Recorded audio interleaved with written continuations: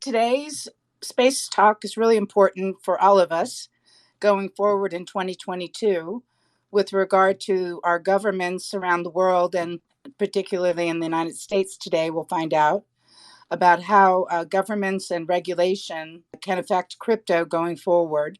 And of course, our Hedera is our main focus in that area. So today I'd like to welcome Jason Brett. Hello, Jason. How are you today? I'm great. How are you? Oh, great. Thank you. Jason represents his company Value Technology Foundation and is based in Washington, D.C. And we all know Washington, D.C. is the center of our government. And so he has the pulse of what's going on there, we're hoping. And we also would like to welcome from the Digital Chamber, which is also based in Washington, D.C., Thomas McCarthy. Thomas, are you there? Hello, yes, I'm here. Thank you so much for inviting me. I'm excited to speak at this Spaces today. Well, we're really excited about having the digital commerce on because I don't think our community knows too much about what's going on, and you do some important work in Washington, D.C. And to round off our panel today, I'd like to welcome Jim Nasser, who's the community who is known to our community. Hello, Jim. How are you today? Hey, Elizabeth. Hey, guys. Hey, Jason. Long time no hear. Yep. Thanks for having me on. I appreciate you guys doing this. I'm glad to be known as the most boring member of the community. Well, that's the legacy I wear well. So you're not boring at all. That was funny. Okay, so Jason, let's start off with you, and I'll give you a chance to introduce yourself to the community since we haven't met you here on Spaces before. Yeah, absolutely. Thanks. So my name's Jason Brett. I'm been in government and policy related to cryptocurrency and blockchain since 2016. Actually started at the Digital Chamber as their head of policy. And then I worked for Consensus and the Ethereum community for about a year. And then I decided to form the Value Technology Foundation. It's a 501c3 nonprofit that delivers to agencies like Department of State, helps provide education on how blockchain technology could be used in a variety of settings. And so we're operating off of that grant for the next 2 years. And then also do government relation projects, one of which has been with, Hedera that was publicly disclosed, where giving some assistance, as obviously there was a ton of crypto discussion happening on the Hill. I think you'd have to have really lived under a rock to not feel, and I'm sure Thomas agrees, the amount of attention that crypto has gotten over the last few months. Yes, it's been wild, exciting, but we welcome this opportunity to educate more people in DC. Probably we're all aware the infrastructure bill has implications in the cryptocurrency in our life. Jason, and I wonder if you could kind of help us understand what the infrastructure bill that was just passed has to do with our crypto ecosystem. Sure. Yeah, the infrastructure bill had what's called a pay for, or ways of paying for building the roads, bridges, and tunnels of the United States of America. And with that, one of the pay-fors that showed up from the Biden administration was a line item about increasing the amount of crypto tax reporting. This was not new. It had been discussed since early spring as an agenda item. What was new was that it was included as part of what is almost considered a must-pass bill as part of almost Biden's legacy. So you suddenly had crypto regulation and policy being created within a bill that had to pass. And you saw the U.S. Senate introduce a couple of amendments to either repeal or amend the language, because the language that was provided in the bill was very broad, where it could potentially include those who are staking on the system, hardware, software, developer community. It left a lot of more questions than answers.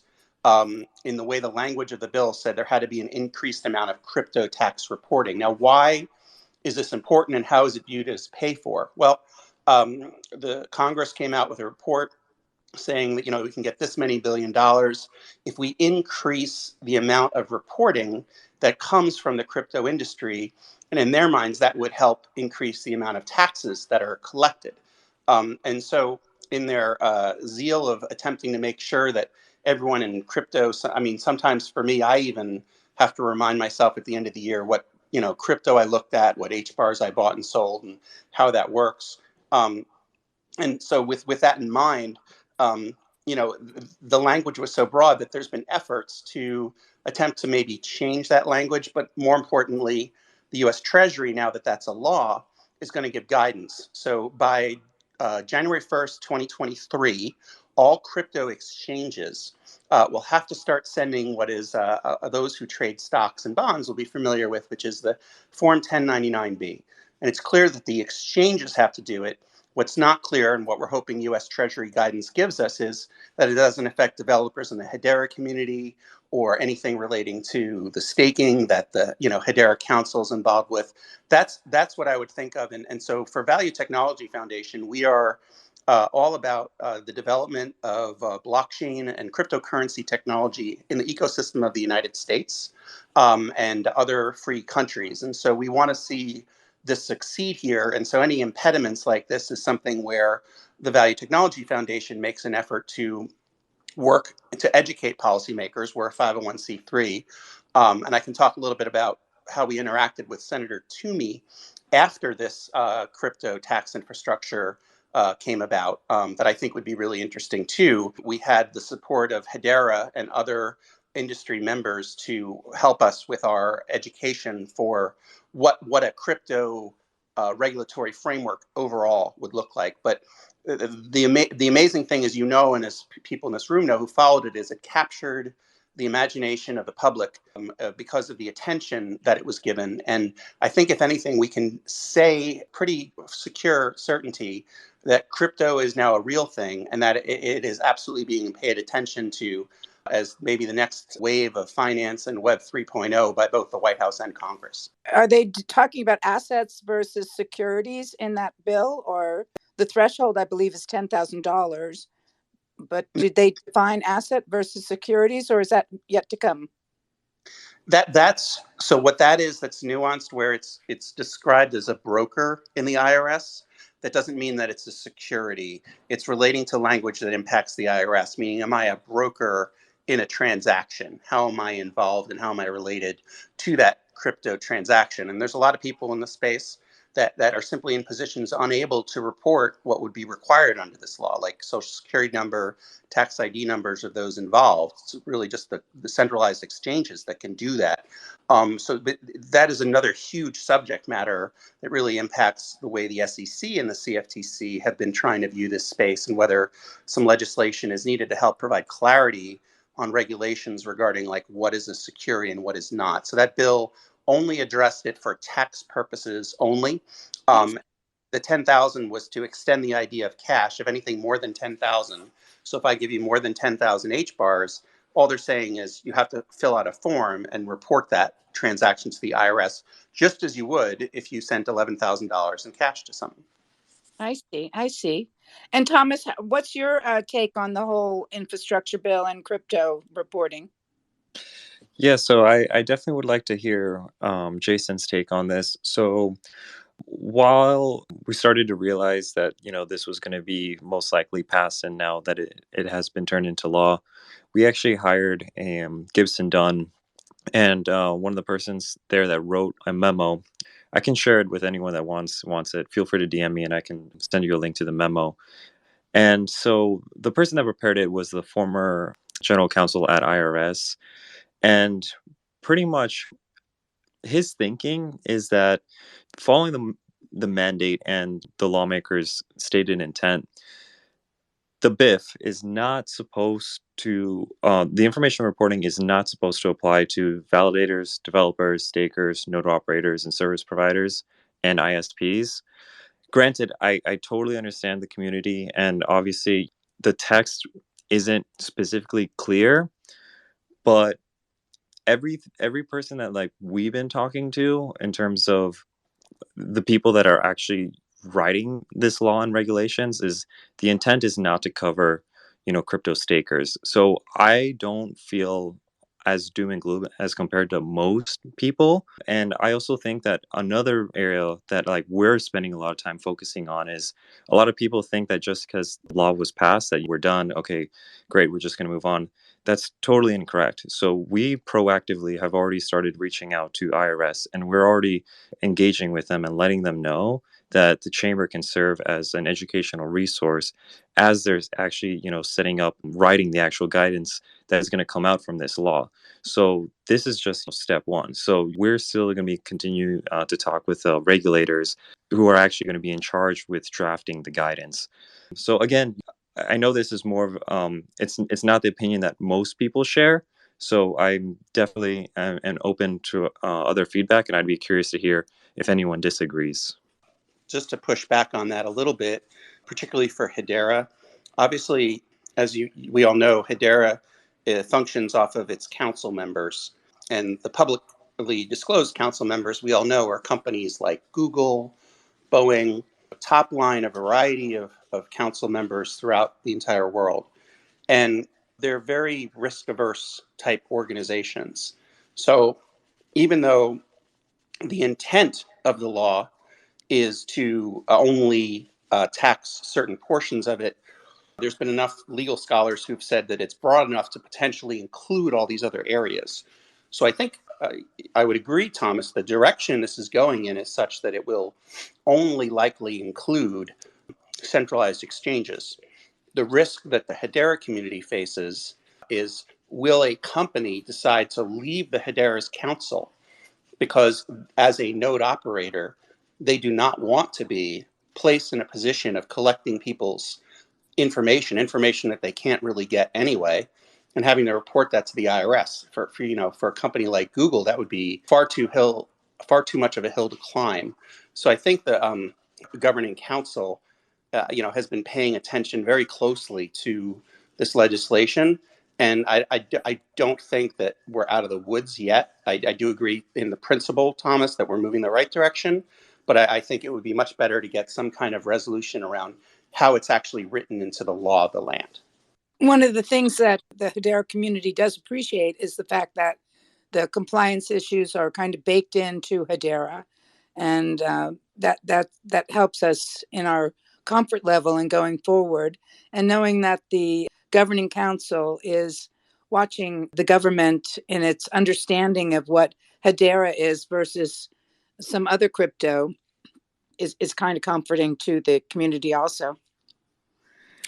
Do we know how that's being received by policymakers? So, obviously, blockchain is what most people know of. I mean, it's kind of what you've even built the organization around. So with Hashgraph being different, is there anything unique around Hashgraph that has changed some perspectives, or is the public policy perspective that Hedera has, or that our mutual stakeholders have, is that something unique, I guess, compared to other blockchains? And this is Deborah Farber, and she's been working with Hedera. She's a privacy guru. In case you haven't met, is Jason and Thomas. Yes, I don't think I've met Jason or Thomas, but I do have a public policy background. I worked at Visa on their public policy team at one point. So I'm kind of trying to bring what I do know about the public policy space and fintech, but I'm not, the regulators you're dealing with, I never had to deal with. So clearly not an expert in what you guys are doing. I wanted them to introduce you, and she's acting as our co-host today. So I appreciate that, Deborah. Oh yeah, glad to be here. And it's an absolutely great question. Like I said, I've been at this now for 5 years and had a unique experience of my timeline of just having been head of government affairs at Consensus in 2017, 2018 during a lot of the ICOs and working with the SEC. So there's a lot of the way the regulation is shaped and the laws are made are critical. One of the things I love about Hedera is that it fits so perfectly in with the value technology mission, which is to open and free societies in the United States and other countries. Show me another blockchain that's completely U.S. based. Former Air Force folks that have been involved in a lot of technology before, and using these large companies as nodes. Is, what could be more trustworthy than that in the context of the United States? So, from that perspective, I would submit to you, as there's plenty of decentralized exchanges all over the world.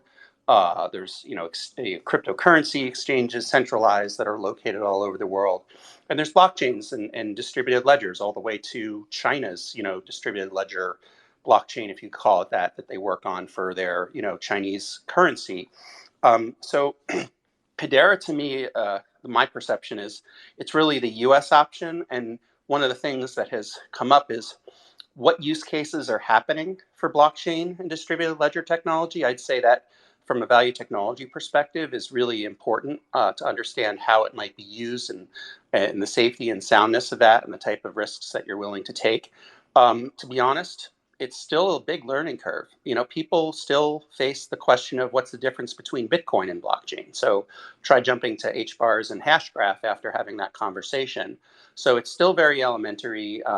We're actually doing Value Technology is helping bring folks to a Congressional Blockchain Caucus event tomorrow with a lot of interested staffers to help with more education on the subject. So I agree, like with what Thomas is saying, that it's all about the education that we provide. What's great is that there's folks that really understand it and care about it. Certain congressmen, like Congressman Tom Emmer, Republican, Congressman Darren Soto, who's a Democrat, and we worked with their offices to help them where they wanted a briefing from Department of Defense. And we actually were able to get that idea into law in the National Defense Authorization Act, where they're going to do a report both in Department of Commerce for a Blockchain Center of Excellence, as well as Department of Defense to do sort of a blockchain accelerator to make sure that just as with the internet, the US sort of home base, we'll have that with this new Web 3.0. And I believe Hedera is very central to that mission. Yeah, I completely agree with Jason. And I also just want to add that I met with congressional staffers about a month ago, and I was quite impressed by their interest. These people host an event and offer free drinks and food. I expected people to just show up for that, but they were asking really intelligent questions. I could tell that they were interested, and I think at the staff level, especially on the younger side, these people are starting to realize the importance of this technology. And so that's great that you're hosting an event, and we need to do more. That's actually something that's on the chamber's mind. We're going to be hosting more events where we bring in other congressional offices. And to Jason's point, a lot of our industry has been sort of reactive in terms of FUD. And obviously, we have to counter sort of the ESG narrative. And I know HBAR, excellent in terms of that side, but still getting over the hump of everyone just lumps crypto into Bitcoin. And I think in terms of national defense, that is one area that I think we really have to start driving the narrative. Blockchain technology, this industry, I believe, is going to be the most highest growing industry of this decade. And this technology is going to be part of a critical infrastructure. And it's important for the US to lead in that innovation. And what I spend a lot of time educating, not just staffers, but also people in general, is that this technology is going to succeed. But the $1 trillion question is it going to happen here in the US? And that right now is still an unknown. And for me, as an American, as someone who, really supports this country, that supports personal liberties, freedom, I want to see this innovation and developers to come here. And I don't want us to be in a world where all these different protocols and dApps are launching, but then US users are just geo-blocked. And so we are starting to see that happen, and I don't want that to be a reality. Well, that leads us into a broader view of how, and what I was thinking of is how the U.S. government actions affect exactly what you were talking about, Thomas, how our actions are going to either support the crypto community innovation in the United States or send it overseas. I think that entire week during the infrastructure bill, I really have to applaud the community. Everyone that's here listening to this space is my side of our side, all the panelists and speakers today, our side of the industry, doesn't get as much notice. And that's fine. I'm not here to gain fame or anything like that. I'm just here to educate government stakeholders. Seeing everyone really rally and calling their members and just the enthusiasm of that week really just drove my team to dedicate a lot more time and work harder. I think was a really kind of the shot heard around the world, where I spoke with offices and they were saying that week, the amount of volume of calls that they had that week completely just blew out all throughout the rest of the year. And they were just inundated with calls. And so now offices are starting to realize that they can no longer just ignore this. And so we're just now starting that conversation where offices are starting to realize that they have to have some form of game plan. And because at the end of the day, politicians, they care about their constituents, they care about jobs, and they care about taxes. And so the amount of enthusiasm that callers had that week really set alarm bells all throughout Congress. And so I know sometimes crypto has that idea of being anti-government, but really just do encourage people to call your congressional representative, call your senators, and let your voice be heard, and let them know that you support crypto, and that you want this industry to happen here in the U.S. And you'd be surprised. Strength in numbers, vidas in numeris, and so the more attention that we as a community um, tell DC, letting them know that this is something that we do care about, they will start to listen. And then that's when people like Jason and my organization, we come in and then we explain to them the benefits of job creation and tax growth. And so, it's an entire team effort. So just really appreciate everyone's, just interest in this subject as we continue to grow this industry. Thank you so much. That's so important, because I think a few years ago, the government might have seen crypto as a threat. And as Jason pointed out at the beginning of our talk, it's being it's being paid attention to, and more adoption is happening. And do you think that the traditional banking has influenced the adoption of our government with regard to crypto? I think a lot of people still see it as a threat, right? I mean, before we have Thomas or Jason respond, I think one of the reasons that people saw it as a threat was that the language of Bitcoin was threatening, right? It was like, let's disintermediate all governments so they can't shut us down. Let's disintermediate the banks because get rid of third-party intermediaries. So like the language is, and I help companies, with go-to-market strategy in the privacy tech space. So, I'm always looking at the words we're using, but that was how it was presented to the world. So I guess to kind of add to your question, Liz, how can we or how are you, Thomas or Jason, more effectively using language to be heard, so that crypto doesn't necessarily sound like pure ideology and actually sounds like, sound infrastructure for the future? That's a great question. And I just put a post up at the top of the room because we're talking about banking. And I'm really proud that Hedera and others helped us write a response to Senator Toomey. I'm happy to share it with anyone that's interested. It was with Hedera and other players in the ecosystem. And we provided feedback for clarifying laws around cryptocurrency and blockchain. Focuses on what is important to making sure that this technology stays in the US. And to help with that conversation that you're sharing, I'll just share real quickly. We decided to respond to 4 areas. They focused on tax and securities. One of our big things is, cryptocurrency, like an HBAR. Where is there a regulatory remit if, in effect, this is fuel for blockchain and obviously Hashgraph, distributed ledger ecosystems? And so one of our suggestions in a law would be to provide that this is for the ecosystem and need to be treated as such. I think that it's important. We suggested establishing a comprehensive and consistent law from Value Technology Foundation, not just do things piecemeal, but all in one, and look at things like central bank digital currencies and others, how that can be impactful.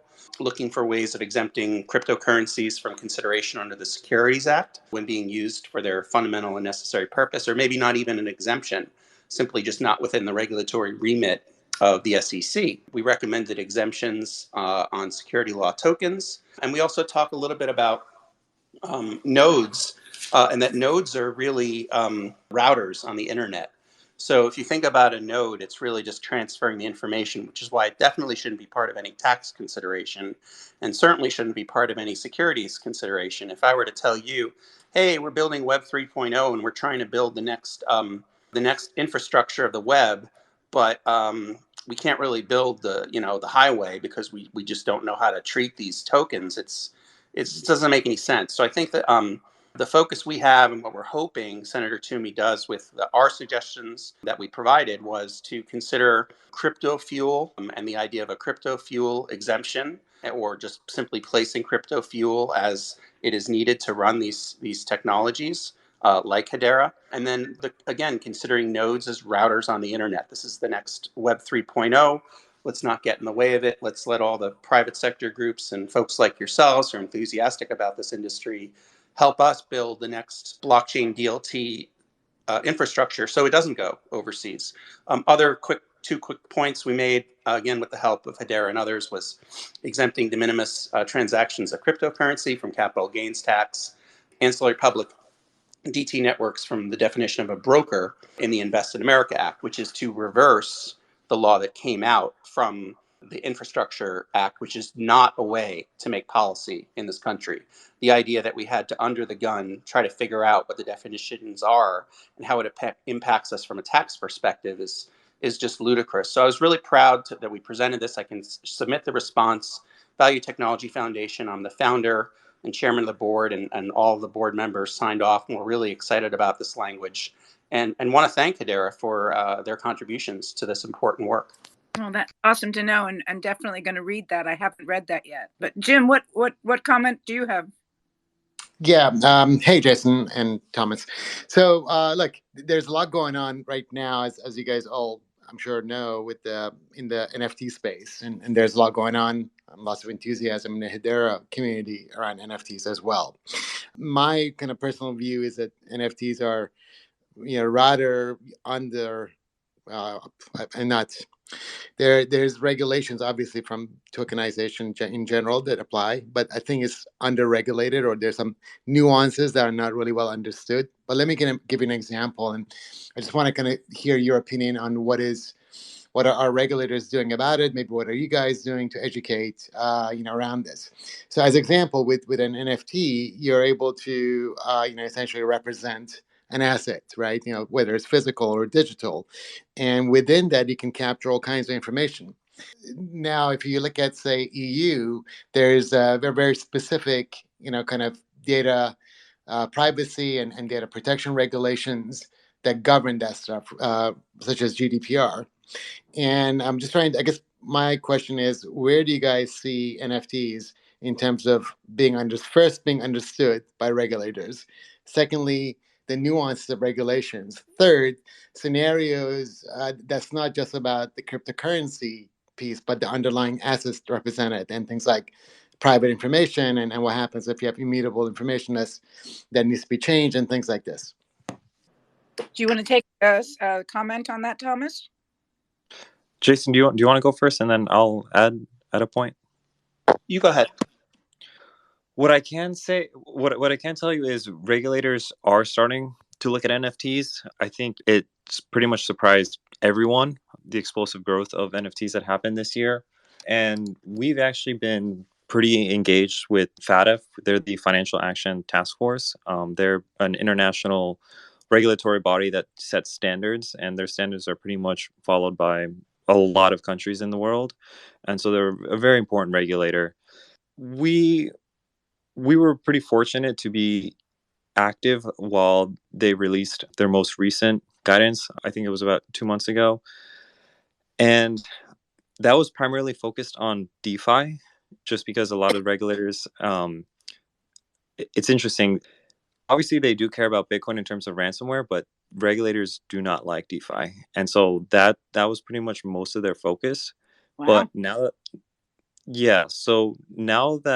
that guidance has been set, I do know that their next focus is going to be in terms of regulating the NFT space. And one of the things that we're working towards is we want to go away. We don't want regulators to just classify all NFTs into just one bucket. And we're really thankful to have excellent members. Hedera, they're actually one of our members as well, and Dapper Labs. And so we've been speaking with them, and they brought up really interesting points that even within the NFT space, there's certain NFTs. So you think of like Top Shots. that to me, like, these assets are kind of like, just digital collectibles. They're not really securities. But then you can have other NFTs that are just a lot more dynamic. And so we're going to really try and make the point that that regulators can't just loop all NFTs into just one bucket. And you have to really separate and make these distinctions between what the NFT actually does. And so these conversations are just starting. I do believe that they're going to be a lot more important over the next, 1 to 2 and more years. So Thomas, that's actually, I'm glad, first of all, kudos to you guys for recognizing that, because I think right now in the wild, wild west of NFT marketplace, I think a lot of people don't necessarily understand that kind of a nuance, because, there's definitely, I think, a whole category of NFTs that I don't think many people have really done much with at this stage, but I think people will, and certainly using Hedera because it's designed for doing this, which is very high volume, very high utility, essentially tracking tokens. I'm using tracking in a generic sense, right?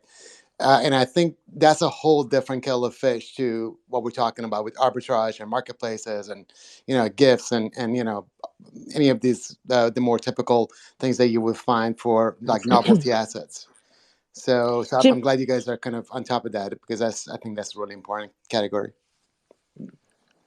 yeah, Jim, and just to add to that, I've seen, so the regulators that I've always been following have been the data protection regulators in both Europe and the United States, and there's more like the EU regulators. A few have come out with a set of like, I don't know, guidance docs that don't have much regulatory teeth about blockchain generally, right? Not to NFTs specifically, although I do expect one of the regulators will eventually come out with some guidance there.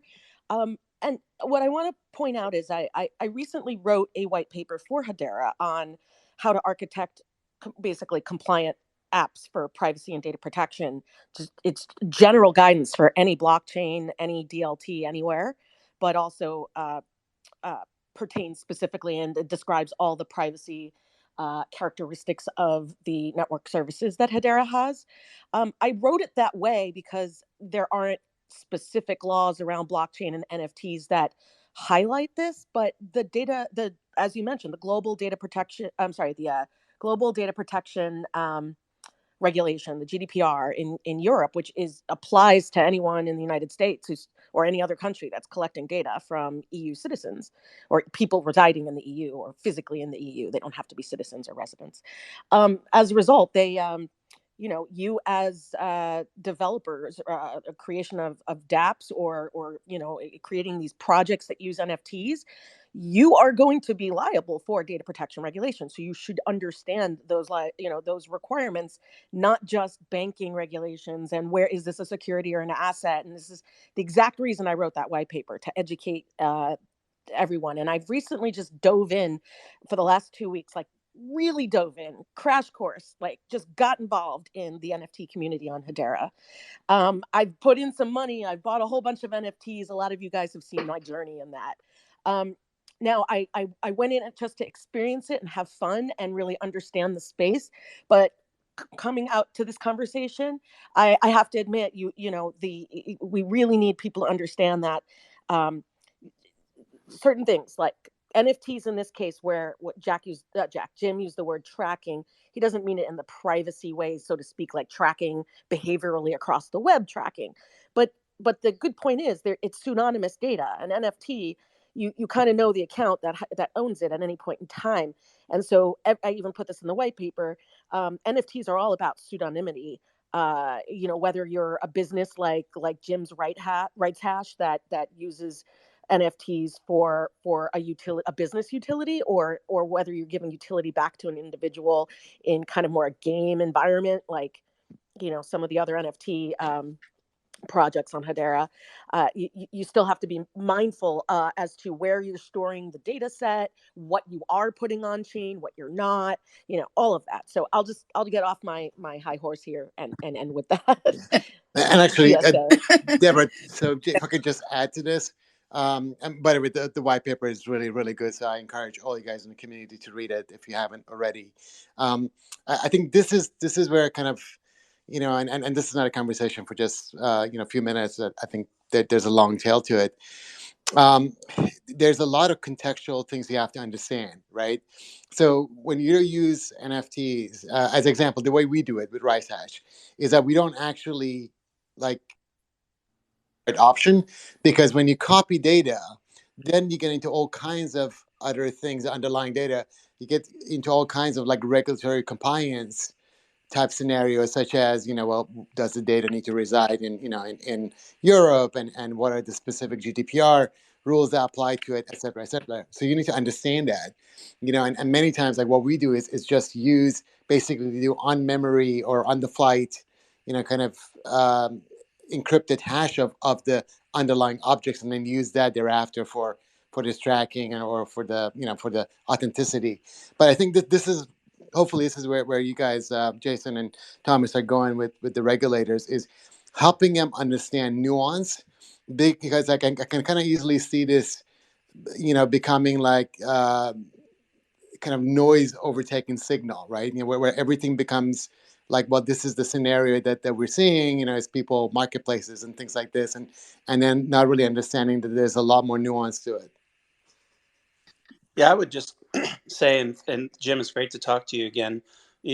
I'm still learning about NFTs, and I'll say, proudly, like for us, like Value Technology Foundation, like we try to work off of what's interesting to people, and then when we get the resources, we push toward that, because we're a donation-based org as a 501c3.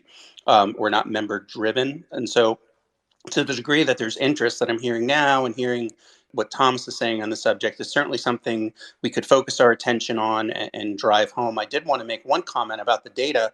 As folks I think on the call might know about Jim and the work he did around tracking, with COVID-19. I write for Forbes Crypto, and I had the opportunity of speaking to Jose Arrieta at Department of Health and Human Services. And just to show you how important blockchain is, and also, Deborah, how we need to make sure we speak about how government officials can really digest the information off of it. Jose used blockchain as part of his reporting system to help make sure what was received from the states was attested to, hashed in, and he reported to the White House every day. Last year on what was happening with COVID, using implementing that technology. And his point to me, and when I discussed it with him, is, look, we can't use the technology of anarchists when we're coming to make important decisions around like the future of our country, and whether we need to all be inside or whether we want to be outside. And obviously with the Omicron variant, that becomes important too. So this is a super important technology. And Jim, as you well know, the data and protecting that, and of course the difference between Europe, is hugely important. And how do we make sure we're protecting data while we still need this health information? And I think vaccine passports and everything could be a whole other hour that we discuss. But I think whether it's NFTs or anything, the data that's put on chain or on Hashgraph versus off is really a critical component for how the regulators might want to be satisfied. Yeah, most definitely, Jason. I think, and again, good to speak with you as well. Yeah, we could definitely take an offline on this, and we don't want to bore everyone with this. But what I would say though, and those of you guys who follow the Hedera community, Mance had a interview, I think just Friday last week, maybe, or maybe it was Monday this week, I forget.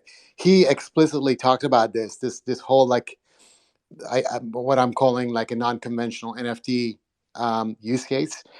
Though honestly, I don't think it is unconventional. I just think we're not there at this moment. But that's what he said was, I'm paraphrasing, was one of the key purposes of Hedera. So I see us as this global community with this, incredible global infrastructure, being able to tap into this, right, and doing some really, really, really useful things, and perhaps game changing things with NFTs. I just think we need to be like really cognizant of working people.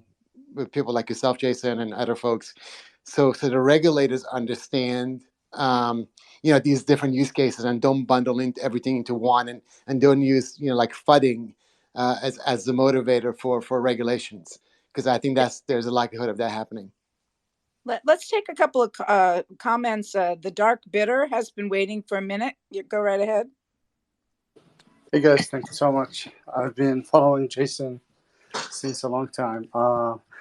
But what I'm trying to say, if I have time, is I'm going to share my experience. I'm the founder of a startup called Backed, and we do investments and the lending platform. Sorry, that's my daughter. And it's been difficult for us to navigate through with the regulators or to understand what is needed to be regulated. One of the things that I found out is we have to work with the big four players in auditing, like Deloitte, KPMG, or others. We are having difficult times to access lawyers.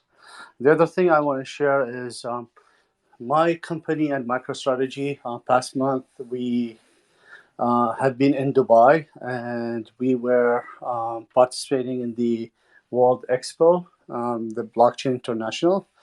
And there, what I found out is there's so much interested investors and customers and easier regulations. So what I'm trying to say is we need to build a community, and the regulators needs to understand, like companies like us, if we cannot find a path to establish businesses, whether it's in general blockchain, payments, crypto, payment transmitter, stuff like that, NFTs, digitized tokens, um, we will be pushed to basically find another refuge, which is other countries. They are providing more friendly businesses environment to us. So I'll be happy to share my experience, but I think, and what we need, but I think we need to establish that community and kind of like provide what we need as businesses to the regulators and make them understand that, hey, if you are not gonna allow us or tell us what needs to be done, then you're gonna lose a lot of jobs and money. And one other thing that I found out is when I visited Dubai is there's a lot of actually token owners here in the US. They actually cash out the money in Dubai. I understand that there is like the ML thing, and we are trying to be anti-money laundering, but unless we establish business and we establish technology, we will not be able to fight those things. So that's all. Yeah, I hear what you're saying, and that's what we were talking about in terms of global strategy, also, and why it is the early days, as Thomas was saying, about educating our government. Yeah. And also, thank you so much, Peter. You have something to say? Yeah, thanks. I just wanted to talk on the NFTs for a minute because, Jim was asking about regulation and everything. So I put out a tweet today after talking to Charles, and I was talking to Pillow Profit and my partners at GoMint. I always felt like Hedera is the most regulated cryptocurrency there is, so it's looked upon most favorably than other chains. But I put out this tweet today because NFTs to be regulated and stuff will be the way people look at NFTs.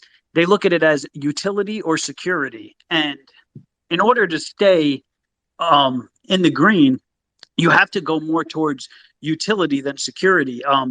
And I don't want people to give Hedera a bad name, so I got a lot of mixed debate today about what I tweeted, because people on Hedera are starting to issue NFTs and saying, hey, hold this NFT and you're going to get 5% of future sales. What you're doing by doing that is making it a security, and you're going to make Hedera get a bad name. And I just wanted to put that out there because that's a huge concern, is your NFT a security or is it utility? And most people should be going towards utility, and given staking rewards and stuff is not necessarily utility, in my opinion. And I want to hear the expert's opinion on that.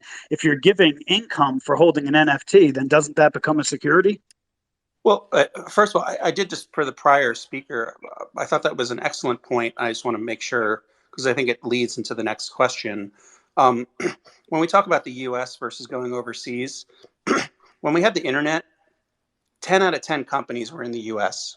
Right now, with the way the cryptocurrency and blockchain ecosystem is, companies like Binance and whatnot, it's like 50-50, and a lot of them are in China.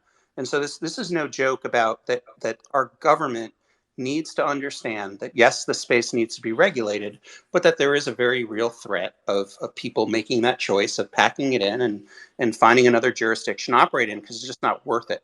I think it's really important that we make clear to our policymakers, you can't just take this for granted.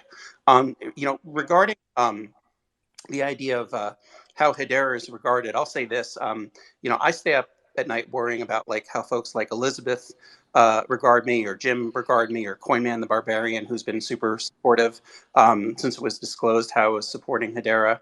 And so I would say, when you think about the so just really quickly, so I don't know how folks think of what I can tell you, that the way I is such that this is a world-class organization that's decentralized and has a focus that's very much in alignment with U.S. principles, and it would not be one you'd want to lose. I'm not a lawyer. I'm not a securities lawyer. A Value Technology Foundation has taken an interest similar to sort of the taxation. And again, we're based off of donations and the areas we can focus on.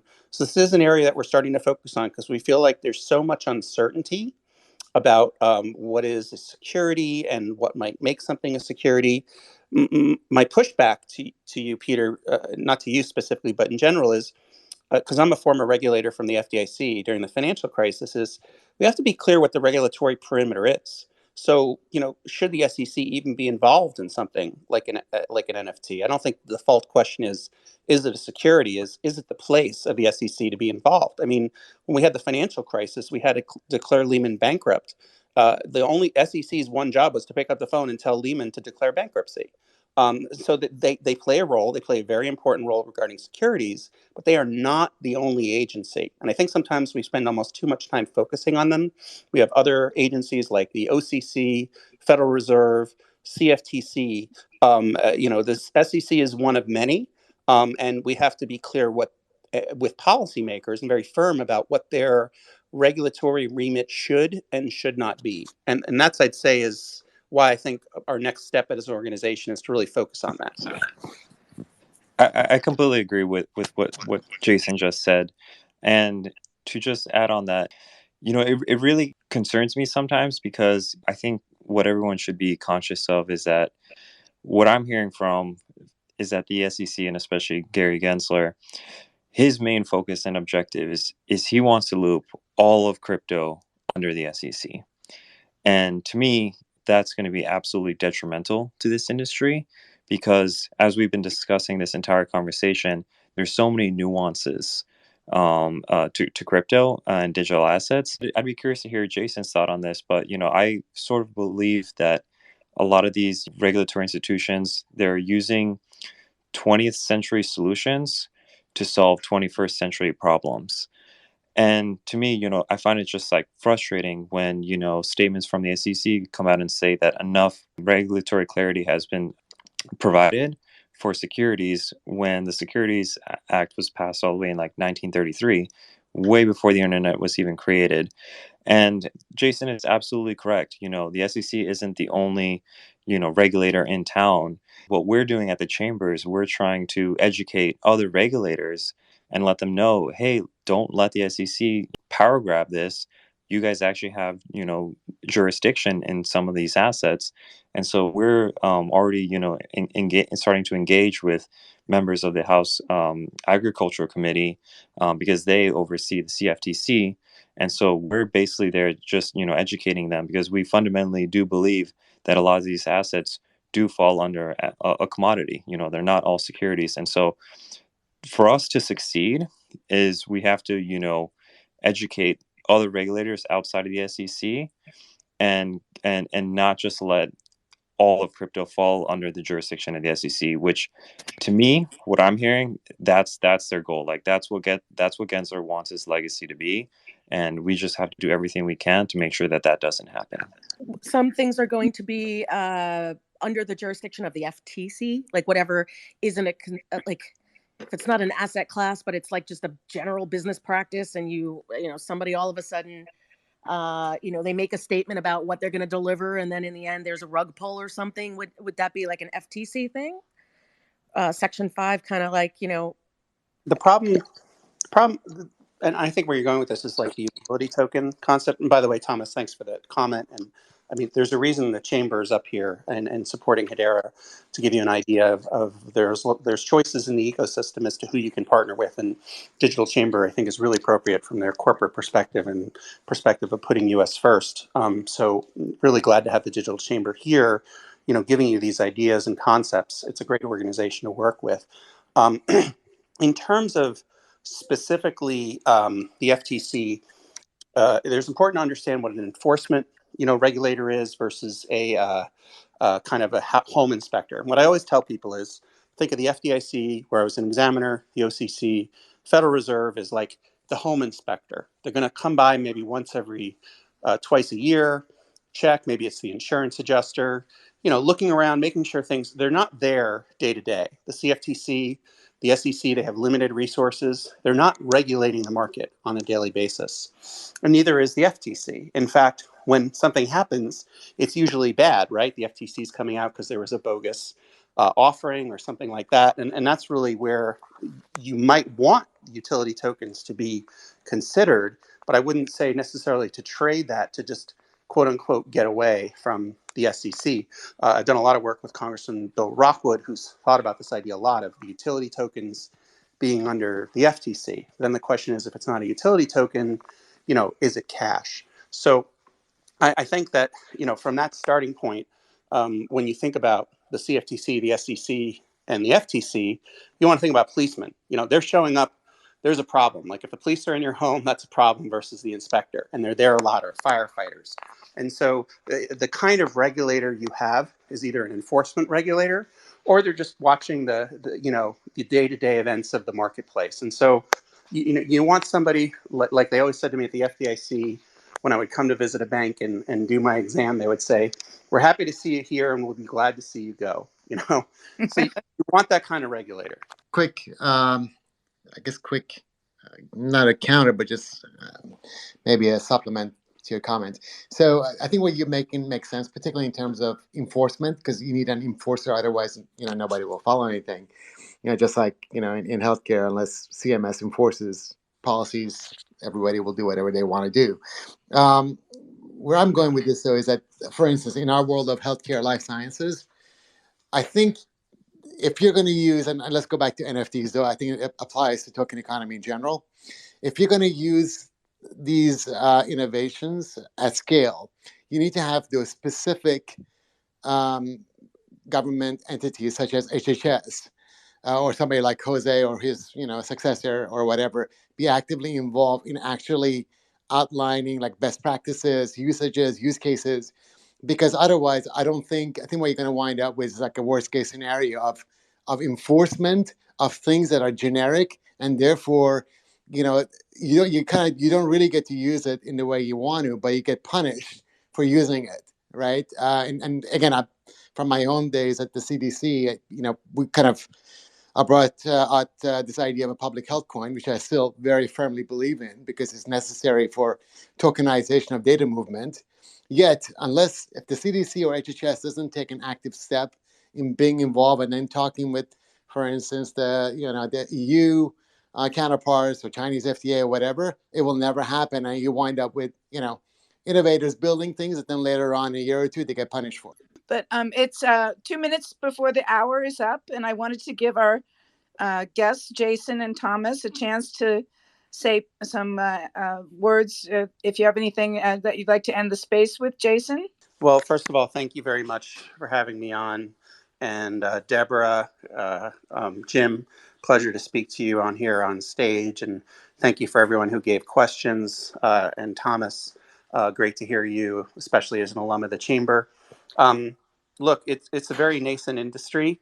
We need to walk before we can sprint or run in this country. So I think we need to start with like basic definitions, what things are, and work responsibly. And remember, we're in in my opinion, the greatest country in the world, and you have the ability of, we have representatives who represent us, but you are the country, you are the government, and in a sense. And so what you want to have happen, if this is the technology you want, just keep on letting your policymakers go, and let them know. And down the road, as we continue this journey together, next year could possibly be a resource to sort of show how the community can get more involved, and just all of us working together as a team. So thank you. Oh, that's really great to hear. And I know our community wants to become very involved in this because we do care about crypto and especially Hedera. Thomas, do you have anything to end our spaces with? Yeah, I just want to also thank you and thank the entire community for letting me come on here and talk. I think, the regulatory side of this industry doesn't get as much press, but I'm just happy that there's so much interest in this. And something that I'm always, anytime I'm like talking with founders or people that are just working in crypto companies, is, I implore them, even if you don't choose my organization, choose an organization in DC or in your state that really understands crypto and is gonna support crypto, because we're starting to see a lot of traditional lobbying firms view this as a cash grab. And I've heard from congressional staffers that these people really don't know what they're doing. And I say this because I'm here because I want this technology to succeed. And the next 2 to 3 years is going to be really, really critical in terms of regulatory, precedent that could be set. And these decisions are going to affect us this decade, absolutely, and potentially for decades. So if you're a crypto company, if you're a founder, I sincerely implore you to start building DC relations, because we can our industry has reached a point where we can no longer ignore not having DC relations. So again, thank you so much. Really appreciate everyone's questions, and again, thank you for allowing me to come up here and to speak about this amazing technology. And I encourage everyone to follow the Digital Chamber. And Jason always has some great tweets. It's vitally important. I agree with you 100%, Thomas, that we really get involved in a good community way and positivity. I do want to let Charles say one thing before we end our space. Yeah, thanks, Elizabeth. And thank you so much, Thomas and Jason and the Dark Bitter. I think I've been in the crypto space about 3 or 4 years, since about 2017. And our community, you'll find that our community, the Hedera community, is a little bit less anti-government in general. And I just want to thank you guys for being here, because, I'm a big fan of the Texas Blockchain Council, and I'm a big fan of us writing to our politicians to get this all done, right? For us normal barbarians, who aren't politicians, right? But I sincerely support y'all's mission, and I think our whole community is here for that too. Charles. And Jim, I really appreciate you coming, and your questions are always mind probing. And I really appreciate that you got to talk with your friend Jason if you haven't talked to him in a while. And Peter, thanks a lot for your questions. And Dark Bitter and Deborah, thank you for co-hosting. I really appreciate it. I guess that's it. And we're a little bit over time, but Jason, thank you so much. And Thomas, thank you so much. And hello, Future, ending this space. Thank you, everyone. Thanks, Elizabeth.